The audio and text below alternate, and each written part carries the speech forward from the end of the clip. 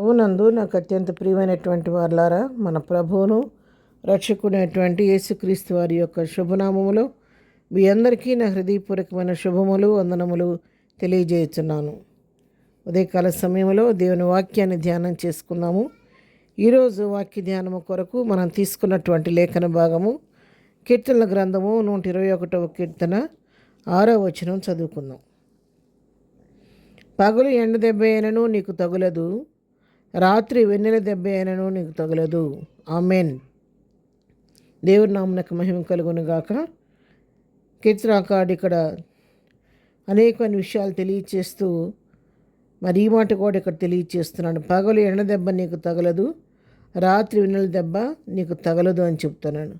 అవును, ఎవరైతే మన ప్రభువును ఆశ్రయంగా చేసుకుంటారో, ప్రభు వైపు చూస్తూ ముందుకు సాగిపోతూ ఉంటారో, వారి జీవితాల్లో వారికి ఎలాంటి అపాయం సంభవించదని, ప్రభువే వారి కాపరిగా ఉండి కుడి ఎడమన ఆయన తోడుగా ఉండి ఆయన దూతలను తోడుగా ఇచ్చి వారిని నడిపిస్తాడన్న విషయాన్ని ఇక్కడ మనకు తెలియచేస్తూ ఉన్నాడు. ప్రభువుని ఆశ్రయంగా చేసుకున్న వారికి ఏ అపాయం సంభవింపదు అనే సత్యాన్ని ఇక్కడ మనకు బోధపరుస్తూ ఉన్నాడు భక్తుడు.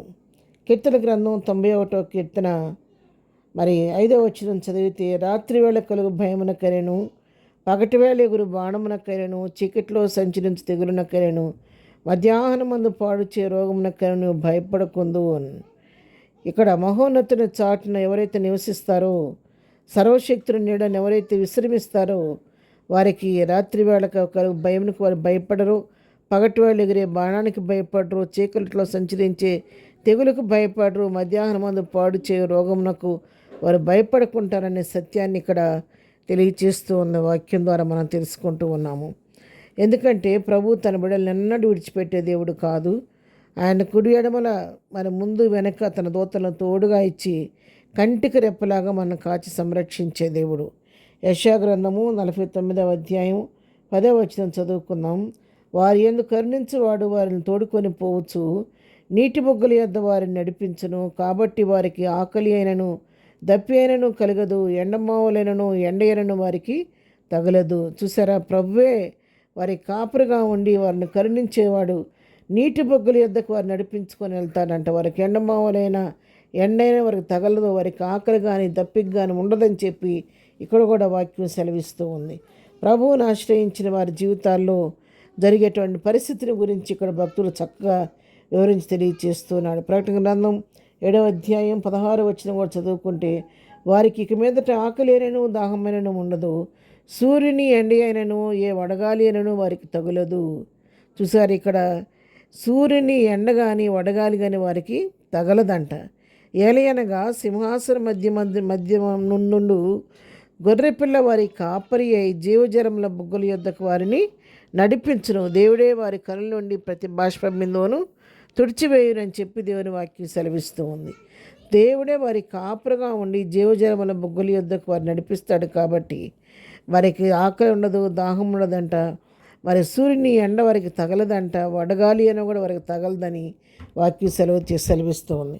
పిల్లలు ఇక్కడ చెప్పబడినటువంటి మాటలు ఎండ, సుడిగాలి, వడగాలి, సూర్యుని వేడి ఇవన్నీ మనకు కనబట్టేటువంటి సూర్యరశ్మిని గురించో లేకపోతే మరి ఎండ వానల గురించి చెప్పబడిన విషయాలు కాదు, కానీ వీటి నుంచి కూడా తప్పిస్తాడు.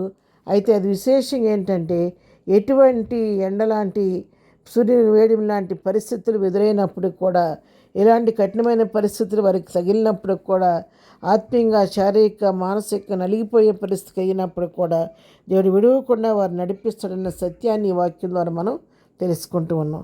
కాబట్టి మనం ప్రభు పైన ఆనుకొని ప్రతి పరిస్థితికి ప్రభు వైపు చూస్తూ ముందుకు సాగిపోదాం. ప్రార్థన. ప్రేమగల తండ్రి, పరిశుద్ధురాన్ని కొందనాలు. ఉదయకాలం మాకు ఇచ్చిన శ్రేష్టమైన వాక్య భాగాన్ని బట్టి నీ కొందనాలు నాయన. నువ్వు మా కాపురిగా ఉండి ఎండవేడి నుండి మనం తప్పించే దేవుడు, నీ కృప మాకు తోడుగుంచి నడిపించే దేవుడు కాబట్టి నీ కొందనాలు. ఇంతవరకు ఆ రీతిగా నడిపించిందేవా నీకు స్తోత్రాలు. ఇక ముందు కూడా మీరే మా కాపురే అయ్యండి ప్రభా. జీవజలముల ఓట్లు ఎత్తుకు మమ్మల్ని నడిపించండి. ఎండ దెబ్బ తగలకుండా నీ కృపలో భద్రపరచండి. ఈ దినదీవులతో నింపి నడిపించండి. చేయి పనుల్లో రాకపోకల్లో తోడుగుండండి నాయన. బలహీనలు ముట్టి స్వస్థపరచండి, దుఃఖాలను కుటుంబాలను ఓదార్చండి నాయన. ఇదేనా బర్త్డే మ్యారేజ్ జరుపుకున్న బిడ్డలను దీవించండి, ఆశీర్వదించండి. వాళ్ళ అవసరకర తీర్చమని, ప్రతి వారి అవసరకర నామలో తీర్చమని ఏసునామలో ప్రార్థించండి పొందుకొని నామ తండ్రి. ఆమెన్. ప్రభు కృప సదాకాలము మనందరికీ తోడయుండి నడిపించునుగాక. ఆమెన్.